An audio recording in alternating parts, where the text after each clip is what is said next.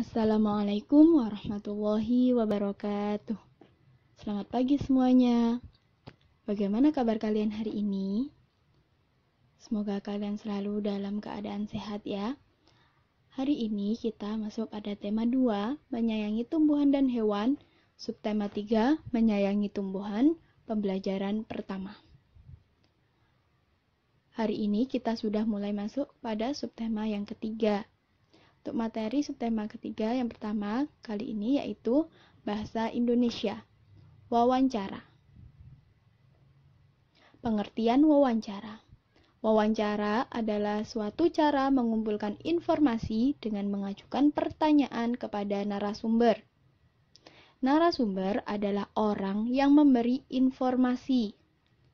Narasumber yaitu orang yang kita tanyai atau yang dapat memberikan informasi kepada kita. Hal-hal yang perlu dilakukan sebelum melakukan wawancara. Yang pertama, menentukan tema.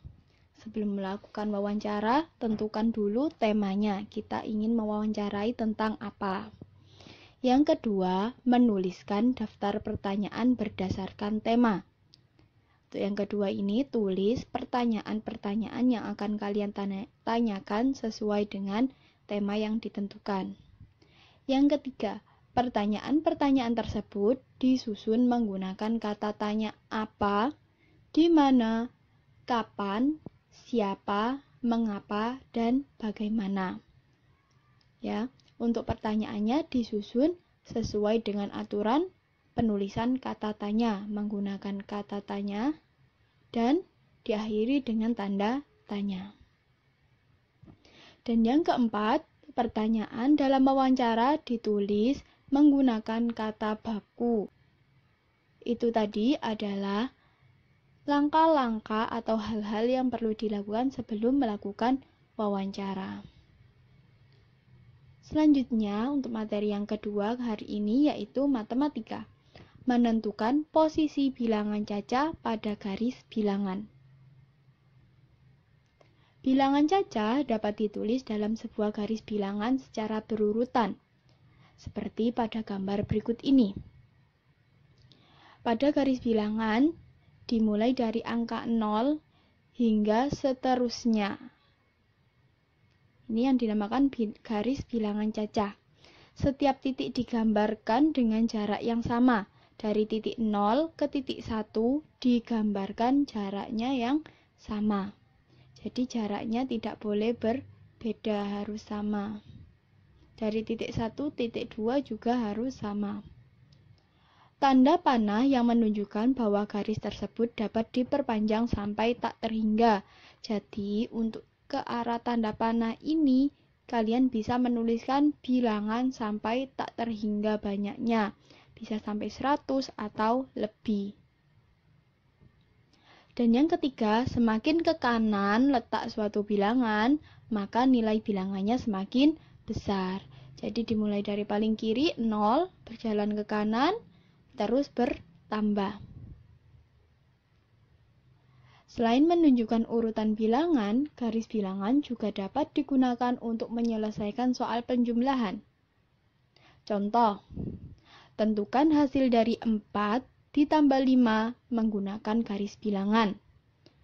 Cara menyelesaikannya yaitu yang pertama yang kalian lakukan adalah menggambarkan garis bilangannya terlebih dahulu. Kemudian lihat soalnya, di sini ada 4 ditambah 5. Kita lakukan dulu melangkah sebanyak 4 kali. 1, 2, 3, 4. Nah, di sini adalah angka bilangan 4 letaknya. Letaknya di sini. Kemudian, untuk penjumlahan yang selanjutnya yaitu 5. Maka kita akan meloncat sebanyak 5 kali dari bilangan keempat. 1, 2, 3, 4, 5. Nah, di sini yang lompat sebanyak 5 kali. Maka hasil akhirnya yaitu sampai di angka 9. Nah, ini adalah hasil akhirnya.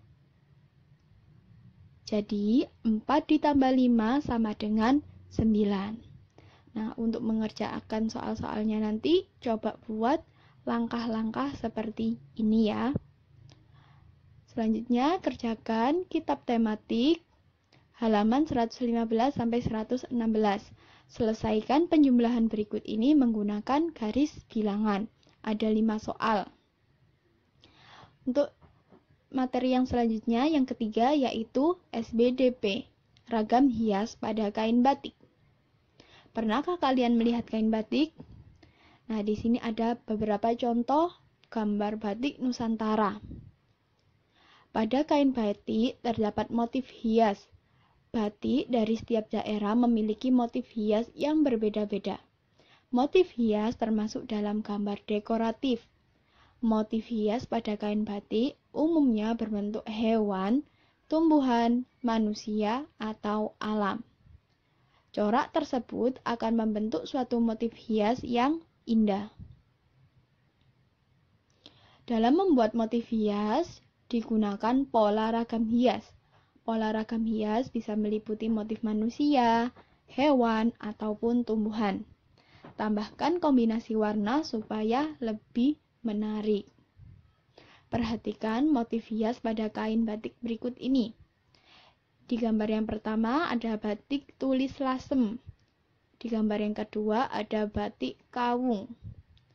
Nah, motif pada kain batik tersebut memiliki bentuk yang berbeda-beda. Batik tulis lasem memiliki ciri khas motif bentuk tumbuhan dan bunga. Sedangkan batik kawung menggunakan motif berbentuk geometris seperti ini. Setelah memahami materi tadi, cobalah terjawab pertanyaan berikut. Jawab pertanyaan di halaman 117 sampai 118. Setelah itu, buatlah gambar dekoratif motif hias tumbuhan di halaman 118. Jangan lupa beri warna agar gambarnya menjadi indah. Demikian untuk pembelajaran hari ini. Sampai jumpa di pembelajaran selanjutnya. Selalu jaga kesehatan dan tetap semangat dalam belajar. Fatim akhiri. Wassalamualaikum warahmatullahi wabarakatuh.